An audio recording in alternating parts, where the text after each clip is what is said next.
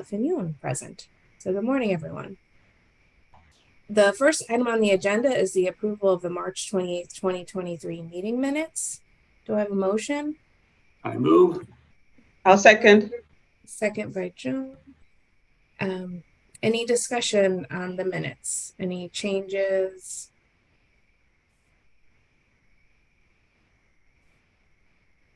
All right, hearing none, I'll call a vote. All those in favor say aye and raise their Aye. hands. Aye.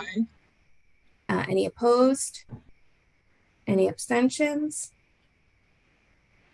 Okay, hearing none, all minutes are approved. Thank you, everyone. The next item on the agenda is the director's report. So I have a few updates. So we were successful in submitting our annual report for reaccreditation. So thank you very much to Aniela for leading that with the support of Megan and then several of the staff members. Part of that submission included a narrative related to continued advancement. So we selected one of the measures within Domain 3 that was related to health equity and reducing health inequities. And we talked about some of the great work that's going on in the community health division related to this. And we also talked about, the city's establishment of the community services department and human services department and working with all the different, entities within that, as now we're part of that umbrella department and how that's really helped to advance health equity. So I thought that was a great thing to reflect on. And so that was great. We also talked about our work related to increasing access to COVID-19 vaccines. So there's a great narrative for that. And then we also reported on population health outcome data. And so with Brian on board, we're able to take a new look at what we had put together in the past and to revamp that and make some additional changes. And so we're taking a look at that data that we're reporting to FAB, and we're making sure that we're incorporating that within, the community health assessment. And then, we're thinking back of basically when we're looking at, we only could select up to 10 measures that we'd be reporting out to FAB every year. And so we picked a lot of the similar ones we have in the past, but we took a look at, again, about what our initiatives are, what we're doing for community health improvement, what our priorities are, and we made sure that we had a good representative sample of measures. So thank you again to the staff for that. We also are embarking on Aniela's, our project coordinator, and she's looking at our quality improvement efforts now that we're back from, now that we're moving beyond being in the public health emergency, how we can continue to get back to the formal quality improvement efforts. And so we're going to be embarking on a culture of quality assessment. And so in the past, we've worked with our quality improvement work group to get this done. And we're expanding it a little bit more to include our entire staff. So we'll be meeting as a full staff and asking our staff to reflect on our leadership's commitment to quality improvement, what our QI infrastructure looks like, how empowered they feel as employees to make changes and to make improvements, how we do with customer focus, what does our teamwork and collaboration look like, and are we embarking on continuous quality improvement and implementing, formal QI methods in our quality improvement. So that's just something. We have a staff meeting scheduled in a couple of weeks, so we'll be going through that, and it'll be really interesting to see what the feedback is from staff and how we can identify where we need to improve and continue to advance towards that culture, that formal culture of quality improvement. Another thing I wanted to share is that we have an accepted offer for our front desk receptionist position. You may recall that Catalina is being promoted. She's going to be our new public health program associate. She'll be working really closely with me. And so our receptionist position, as you know, it's really important to be bilingual in English and Spanish. And so we're really fortunate we found somebody really great to fill that role, so that she should be starting soon. Also wanted to let you know that I spoke about some grants the last meeting. We also were notified of some changes that are being made to the Preventative Health and Human Services Block Grant. In the past, a certain dollar amount was designated to each local health department or a set of local health departments to advance work in a variety of areas where you can choose that would fit most best for your local community. And so the process has changed. Now there'll be an application for that funding. But the positive to this is there's the potential for applying for more funding to be able to do more. And so Teresa's going to be leading that effort for us and applying for that funding. So we'll be working on that over the next month. And those are my main highlights. Any questions?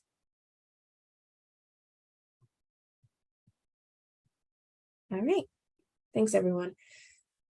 Next on the agenda is epidemiology updates. So Brian is out of the office right now, so I'm going to be just giving some quick highlights for everyone to share where we are.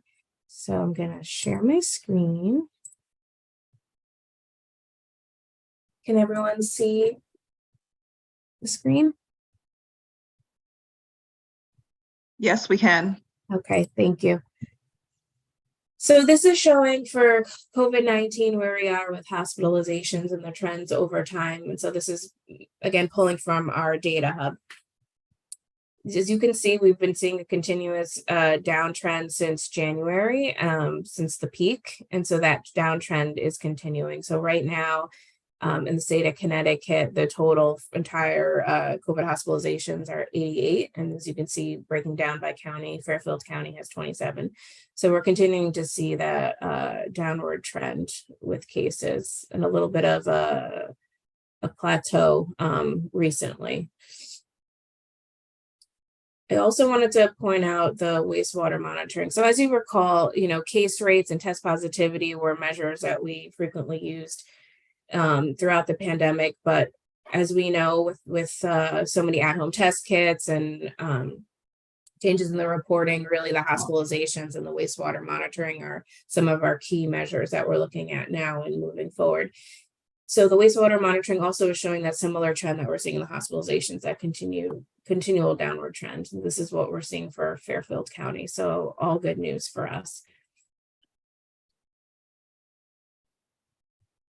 Also wanted to share the CDC community levels. As you can see, for the entire state of Connecticut, every county is in the low or in the green, which is great. The variance, as you can see, this is where we are in the United States. The variance is very similar to what was reported out last month. The predominant variant strain is XBB.1.5, so that continues. And also wanted to highlight flu. As you can see, the activity right now, we're seeing very minimal, low flu activity, which is also great news. This slide shows for the state of Connecticut for the percentage of emergency department visits for influenza-like illness. As you can see, we had hit a bit of a plateau the past few months, and we're seeing even more of a downward trend that we've seen. So these continue. Again, everything we're seeing right now is looking very good in terms of downward trends for both COVID and influenza-like illness. The last thing I just wanted to point out is ticks. So as we know, as the warmer gets warmer, as things are heating up, the potential for ticks. So we just, on our website, we have a lot of great information about how to protect yourself. So just wanted to point this out to remind everyone as they're going out, spending more time outside in this warmer weather. While we have less flu-like illness and less COVID, we will see more tick activity. So it's really important to protect oneself from tick-borne illnesses. So those were just the quick highlights I wanted to share. Does anybody have any questions?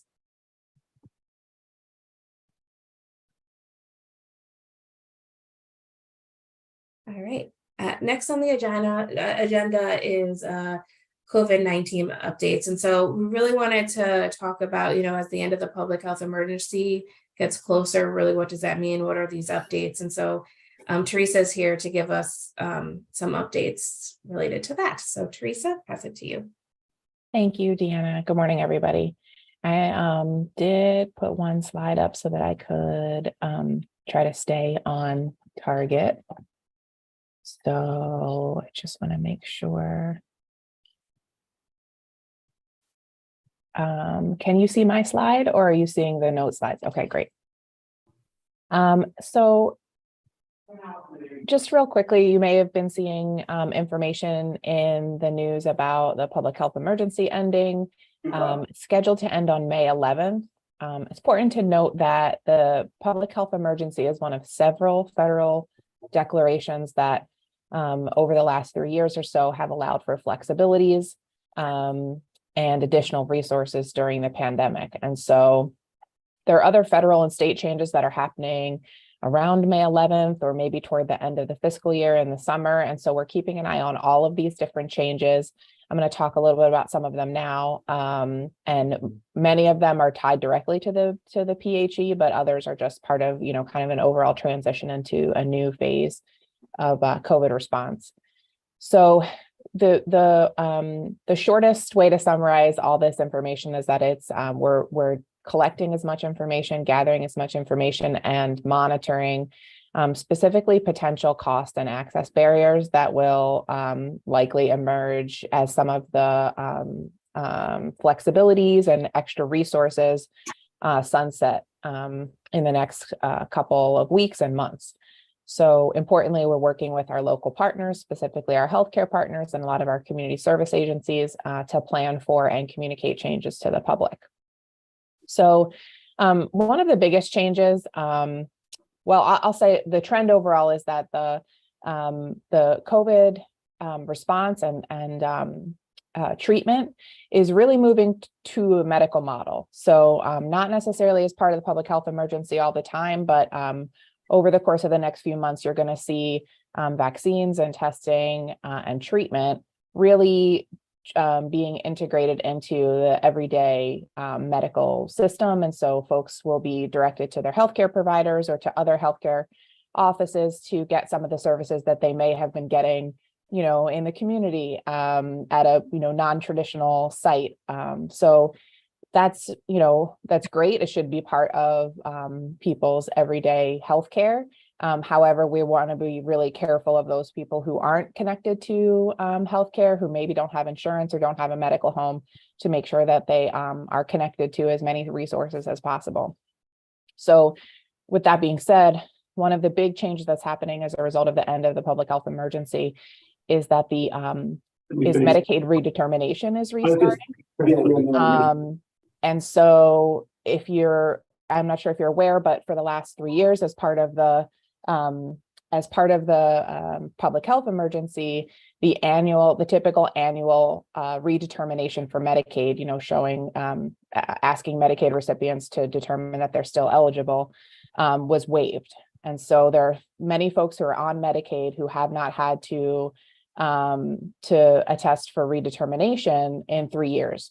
And so the big message that we're trying to get out to the community is to make sure that DSS has your updated contact information. So in those 3 years, if you've moved, if your situation has changed in some way, it's really important that DSS is able to get in touch with you. Connecticut estimates that about 400,000 people statewide are up for redetermination as a result of this process. The good news is it's not all going to happen at once. They're going to do it on a rolling basis over the course of a year. So something like 30,000 people or so, 30,000 recipients each month will get a notice for redetermination. And so it's just really important that folks have their contact information up to date with DSS so they can get that redetermination form, keep an eye out for it in the mail, and then return it when they get it so they can stay on Medicaid uninterrupted. And so we've spoken to the folks at Access Health Connecticut and the Department of Social Services, and they do believe that the vast majority of people will still be eligible, but they still do need to return that form to indicate that that they're part of the redetermination process. And then for those whose situations have changed, their income has increased, there's other reasons why they might not be eligible for Medicaid. There are other programs in place like Connect CT that allows for folks to be on qualified health plans for free. And then also, of course, the marketplace where people may be able to shop for more affordable plans if they're not eligible for Medicaid anymore. So that's a big one because it really ties into All of these other things where we're going to be saying that, your healthcare provider or your insurance company will be able to cover some of these things in the future. So we want to make sure that everyone is connected to any of the resources that are available to them. When it comes to tests, the prevailing theme is that a lot of the free tests, at-home test kits, those kinds of things are probably going to go by the wayside. If you have private insurance and you've been able to apply to get your 8 free tests per covered person per month, that requirement for insurance companies to cover those tests is going away. It's possible that insurance companies will continue to cover a certain amount of at-home tests. Maybe the way to procure them will be different, or the number that is available will be different. But important to note that if folks have been doing that through private insurance, that will probably be going away or changing in some way. And then also, my understanding is that the federal government is no longer going to be purchasing the large quantities of at-home test kits. So as soon as the federal stockpile of what's already been purchased is depleted, then those periodic USPS distributions where you can go online and request a certain number for your household, those will likely end as well. So what we've been advising people to do is, if they have access to those covered private tests through their private insurance, no need to stockpile tests since they do have an expiration date. But as we approach the May 11th deadline, they might want to think about making sure they get, that last allocation of tests before the deadline runs out. Also, the health department has been working hard to acquire tests from the Department of Public Health at the state level and distribute those out to the community through our community partners and a lot of our in-person outreach activities that we have. In terms of PCR tests and the rapid tests that your healthcare provider may order, again, those will likely move to a traditional healthcare payment model. So insurance may continue to cover those if ordered by your physician, but we're not sure if there will be cost sharing involved, and or if there'll be any kind of limit on how many tests per month or per cycle you can get. So that's testing. Think if there's anything else for testing. Teresa, So can I again, just jump in and yeah. say your team is doing a great job and the staff's doing a good job? I think, was it 7,600 tests within the past month or so that you've distributed? Yeah. So we've reached out to community partners who who are interested in giving them out to constituents, to clients, to residents. And then the CAP team and our other community health staff bring test kits out into the community at all our events and try to hand them out and educate people about the expiration dates and where they can go to find where the extended dates are listed as well. So moving on to vaccines. Again, I'm going to sound like a broken record, but the move is really going to be to move vaccines into the traditional healthcare model. And you'll see it termed as commercializing the vaccines. And so there's a lot of questions around how much the vaccine will cost. My understanding is that they should be covered under the preventive care requirement as part of the Affordable Care Act. So along with all other routine vaccinations, that should be free to the patient with no cost sharing if they have insurance. And so in addition, children would be able to access, if they don't have insurance, would be able to access COVID-19 vaccines through the Vaccines for Children program. So any providers that participate in VFC, including the health department, who are able to give free vaccines to children.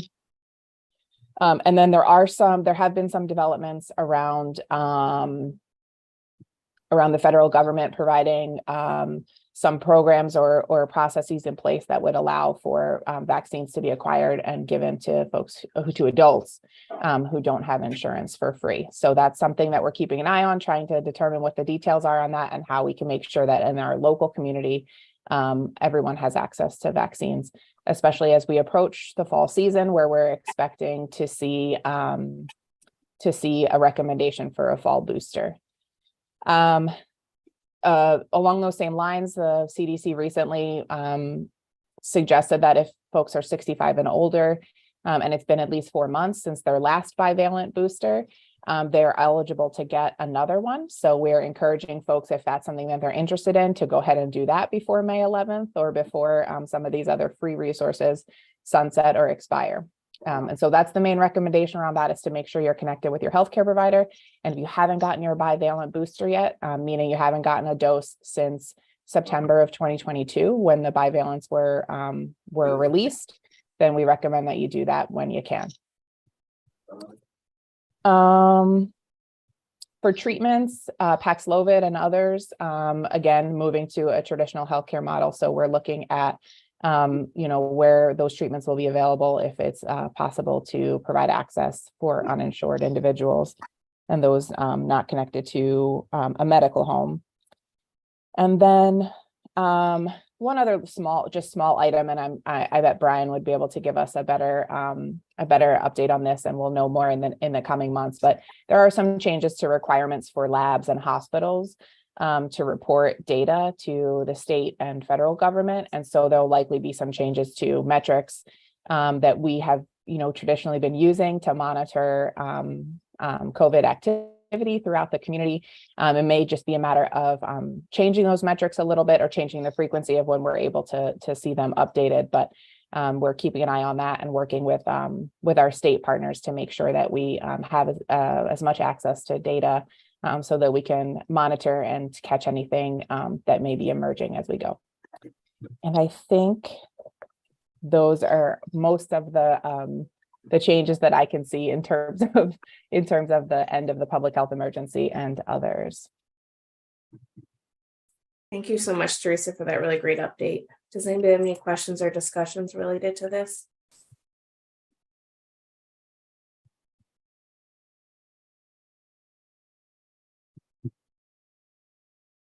This is Ken. I really think that was a great update, and that's going to be the redetermination for the Medicaid providers, Medicaid patients in the marketplace is just a huge issue. I mean, think about that: 30,000 a month need to reestablish that connection if they still can. I think there's a lot of people that will just, whether they're not ignoring, but miss the opportunity to be counted in those numbers that are moving forward. I think that anything we can do to educate the public on how to make sure they don't miss out on that opportunity. It's the Medicaid program in the state of Connecticut is a fabulous program and provides services for so many. And I would hate to see people who have qualified for that benefit not being used in an appropriate manner. I just anything we can do to help that process, I think, would be greatly appreciated. Teresa, this is Joan. Very good presentation. I was in CVS last week, and the pharmacist told me to pick up my eight COVID kit because it's going away at the end of the month. So I think they are educating the public as well. So, yeah, so very good. Thank you.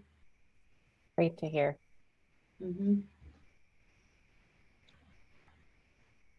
Thank you so much, Teresa. Sure. And our next item on the agenda is community health update. So another great presentation from Teresa coming your way. Okay.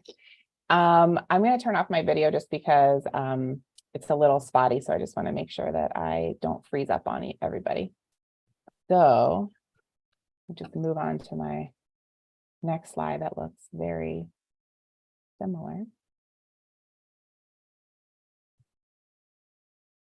Okay. So I just wanted to, Deanna asked me to provide some updates on some of the activities that the Community Health Division is working on. We're excited to let you all know that we've been very busy with some of our more traditional community health and health promotion programs.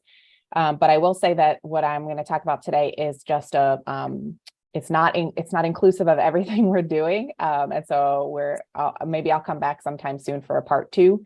So I can talk a little bit more. And then I know also that Megan has been providing updates for our CAP team and the outreach they're doing around COVID vaccine. And so I'm going to leave that to her the next time she does an update as well. So this is a focus on some of our other programs. Okay. So some of you may be familiar with some of the programs that we've been able to relaunch, expand a little bit, and then there's some new programs in here as well. So one of our flagship health promotion programs here at the health department is Norwalker. It's a community walking initiative that maps various routes throughout the city to encourage people to go for walks in their neighborhood. But it also, we also hold community walks where we encourage people to come out on a particular day at a particular time and walk with us. And then we're also doing a lot of work around walking infrastructure. So pedestrian infrastructure, we've been able to plant street trees, and we're hoping to help the Transportation, Mobility, and Parking Division with some additional pedestrian safety measures in the coming months. Last year in summer 2022, we held 7 community walks with 31 participants there. And we're about to launch our Walking Wednesdays program next week. I'm looking at the calendar. May 3rd is next week. And so each Wednesday in May, we'll be at a different location using a different Norwalker map starting at 5:30 p.m. So we encourage members of the community, city employees, friends of the health department, and folks who just want to get out and meet some of their neighbors and other people to come walk with us. But before Walking Wednesdays begin, we will be doing a joint walk with the Norwalk Public Library this coming Saturday, weather permitting, to celebrate some of the history of the library and the first Norwalk librarian. And so there's a great new route, not one of our traditional Norwalker maps, but we've worked with the library and the GIS department for the city to map a route near the main branch of the public library. And there's a lot of great historical information that will be presented and included for folks who come walk this Saturday. Yeah. So that's Norwalker. And then Fit Kids is one of our fantastic programs that teaches nutrition and physical activity to kids. Right now, we're focused on the pre-K to 2nd grade age group. It relaunched in summer 2022, and starting then right up until now, we're at 12 different sites, or we have been at 12 different sites. That includes summer programs like Camp Ellie at Stepping Stones, after school programs at various elementary schools in Norwalk, and then also a couple preschools as well. At those 12 sites, we reached about 190 kids. And at the end of the program, we do a survey with teachers and staff members to get their take on how much the kids are absorbing and whether they've met some of the learning objectives. And the rates vary at each site, but between 88 and 94% of teachers surveyed reported that the students reached a key learning objective in the program. So we're excited about that and continuing to expand it. A new program that we started last spring is called Know Your Numbers. It's a community health screening program. We go to pantries, churches. We've been to the shelter and some other locations where folks, we feel that maybe folks wouldn't have access to maybe a medical home. They may have some food security issues. And so we provide free screenings for blood pressure, blood sugar, BMI, and waist circumference. And we've partnered with Norwalk Community Health Center so that they're there at the screenings, at the vast majority of screenings, to connect people to a medical home if they indicate that they don't have one. And so since April 2022, when we launched this program, we've done 13 community screenings, reaching about 216 participants. Interestingly, about 29% of them had elevated A1C, 51% had elevated blood pressure, 31% reported having no health insurance, 28% reported having no medical home, and 33% reported being food insecure. And so folks are screened by clinicians, very often members of our emergency response team, and then they're counseled on their numbers. If there's an elevated number or something that's concerning, we make sure that we provide that information to them to take with them to their next doctor's appointment. And encourage them to go to the doctor. And then we provide them with some just-in-time kind of like health education counseling and provide them with resources on lifestyle changes and other things that they can do to increase their health around these different measures. If they indicate that they don't have a doctor or they haven't been to the doctor in a long time, we can connect them with Nora Community Health Center and some of our other partners. And then we follow up with them a period of time after the screening to make sure that they've followed up. Interestingly, we've also, worked on trying to get additional community resources and information about other community resources to folks. Many of them indicate being food insecure, but aren't connected to SNAP, for example. And so we try to provide them with information about where they can go to get food, where they can access more resources to enable them to stretch their grocery budget as well. So trying to provide those supports too. And then we have our Growing Gardens program. It's our summer gardening program at Fodor Farm, where we provide garden plots to families and then teach them how to grow their own fresh fruits and vegetables and then incorporate them into their family's diet. And so it's very typically parents with children in Norwalk Public Schools who are eligible for free and reduced lunch.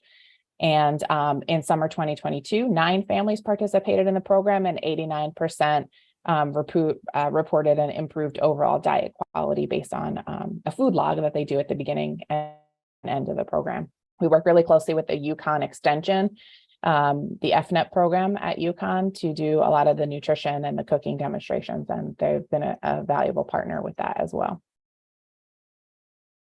And then finally, I'll talk a little bit about our food access initiatives. So a few years back, we had a lot of health promotion work had focused on nutrition education, making sure that people understood nutrition guidelines and how to incorporate more fruits and vegetables into their diet, lean proteins, those kinds of things.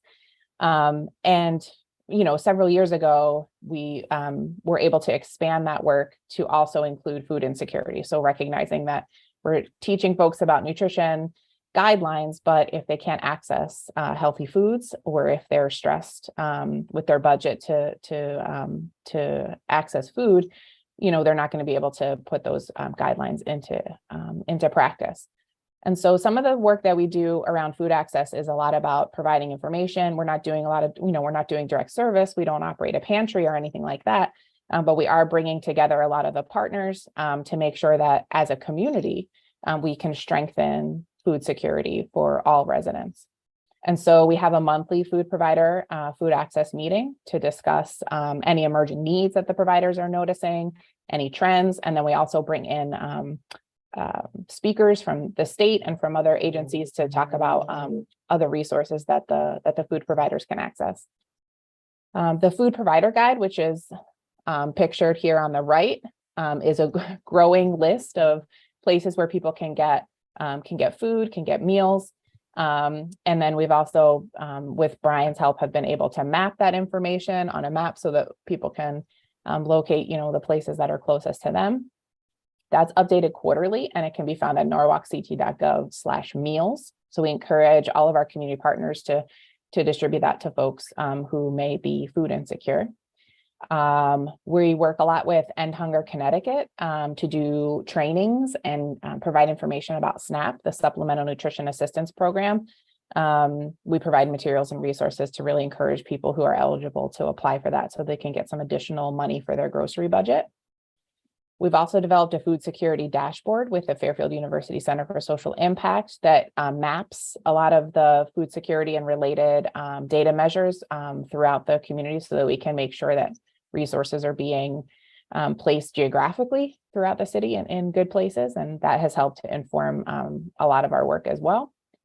And then one timely initiative is the Summer Meals Outreach and Blitz. So as you may know, Norwalk Public Schools provides summer meals, breakfast and lunch for any children under the age of 18 throughout the summer months, usually starting in early July and ending sometime in August. During COVID, when a lot of the restrictions were waived and the procedures were a little bit more flexible, we saw a real increase in the number of people that were accessing summer meals, which was good to see because it's a resource that is available to all the kids in Norwalk.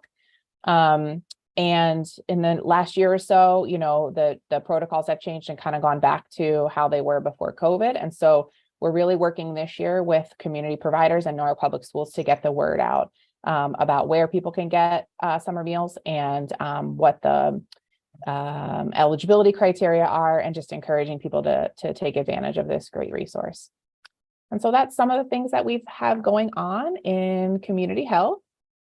And I'm happy, if anyone has any questions, to see what I can answer.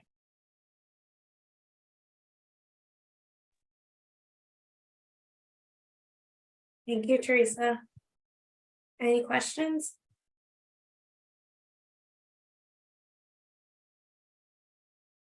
It's an exhaustive list. That's an unbelievable amount of resources that the community gets, and I don't know if they know it.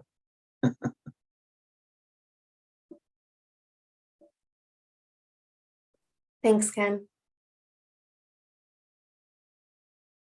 All right. Hearing no other discussion, we'll move to public participation.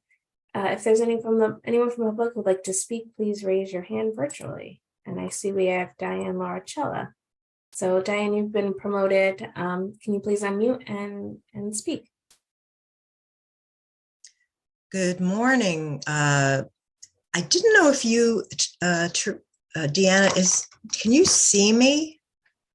I cannot. No. I can't. Okay. All right. I'll have to find out how that can change because I'm promoted. Okay. Well, anyway, good morning. I had taken some time to get other things done in the morning, but I wanted to speak just briefly, starting with some praise. I was so pleased that the health department had a table at the Earth Day on the Green, and I visited the table. I had a table related to waste management and recycling. I was one of the organizers. I was very, very happy to see the health department there, and I visited the table, and I agree that the Norwalkers program is a great program. So I had a nice chat with the person that was there. And also, I'm so happy that the Growing Gardens program is continuing for those of you on this call. And I'm not sure how many commissioners are still on the call or maybe off camera, but I was part of a group of very brave citizens that actually saved Fodor Farm way back when Frank Esposito was the mayor. And I'm so happy that we have this garden program and food access issues. Be that said, I have also been on the record over the last 3 years since COVID hit, the pandemic. And I guess I just wanted at some point someone could answer my question. I remember recently that I think it's Dr. Juthani, the Connecticut Health Department commissioner, had given an interview, and also the CDC, both were stating, this is only like a month ago, maybe 2 months ago, that they would strongly recommend that when people are indoors that they wear a good mask. Yet I've been finding in Norwalk, and I travel around a lot, I'm usually the only one that's wearing a mask, and or one of very few. And this has to do with public events, ShopRite, Stop and Shop, Walmart, places I go. There still are some people wearing the mask, but very few. And in the past, I have suggested that we find a way to simply use graphics to try to suggest to people that COVID is still a thing. In fact, there was no mention at this meeting about Arcturus, the new variant that seems to especially relate to children and pink eye, and it's an emerging data. So it's not pervasive, but it's coming. And I know that the work I do as an environmental consultant is trying to get people to understand in layman's terms these messy and often very, very complicated science and chemistry and all this stuff. So, because we know so many people aren't aware. So putting things in layman's terms are very important. And while I understand that the staff who has endured, 3 years plus of this COVID, the public and the staff, I can imagine, and the government have what is known as COVID burnout. Still, the health department needs to rise above and find new and creative ways to keep the public aware and safe so that they can make informed choices. And I'm happy to say I want the public to make informed choices, but I still do not believe this health department has stepped up, because I get around, and I'm very pleased that Teresa mentioned things are changing. So it's an opportunity to remind people how they can still get COVID. And I would love to see this health department in creative ways let people know about long COVID. It's a real thing. And I have several friends that have gotten COVID only in the last month. And also people, I'm sure we all know people with what they think is long COVID. If there's any way that someone could help me understand about that, in the earliest parts of COVID, I suggested that Deanna Diamore and Teresa and others considered having COVID ambassadors that would walk around our parks, because we know people were getting outside and walking in the parks, but people could then be reminded in gentle yet good ways about how COVID is different than the flu, and that there are different ways in the aerosol, especially, that you can still acquire it.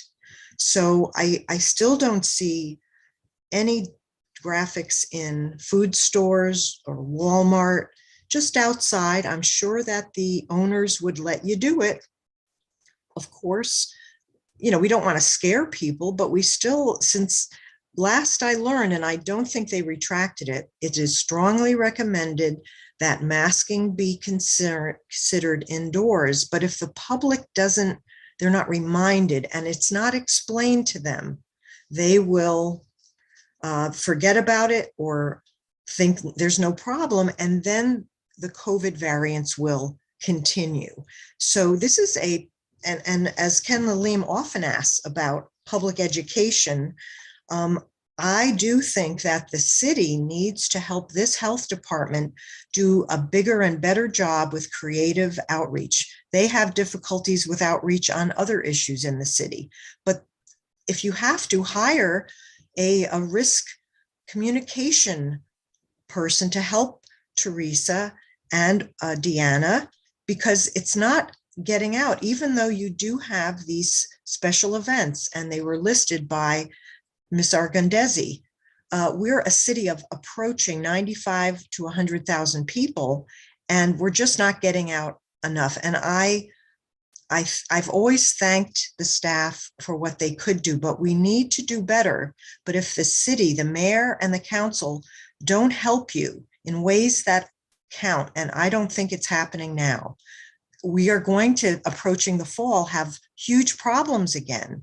And while I know that we're expecting an uptick, let's not make the public have to suffer through COVID bouts within their family and having long COVID, just because we just didn't get around to putting something on News 12 on at least a weekly basis or daily basis, or putting maybe something on a traveling billboard around the town. There are many creative ways that are not expensive to let people understand the threat of COVID that is still happening in our community. And lastly, I just want to say, we have to do better with incentivizing people to report to our health department when they do a home test. That was a CDC fail big time, but then it trickled down to our state and our local health departments. A lot of the public, even though it said in tiny words, please report, we needed to really, I think, shout it out, say it louder and longer and more often, because that helps you all with your data, and it helps Brian with the data. If we don't have the home test, which everyone shifted to, many people shifted to, then that's a problem. So I'm saying this because I haven't spoken in a while. I've been quite saddened and frustrated with my message. I still have the same message, but I do want to help. And I think I can help. And I hope that you will listen to some of my recordings and what I'm saying today. Thank you very much for all the work you all do. Thank you, Ms. Laricella. Thanks for taking the time to speak today. All right, is there anyone else from the public who would like to speak? I don't see anybody under the attendees. All right, with that, it's 8:49. Do you have a motion to adjourn? So moved. All right, all in favor? Aye. All right, thank you, everyone. Go adjourn at 8:49. Bye-bye. Thanks, everybody.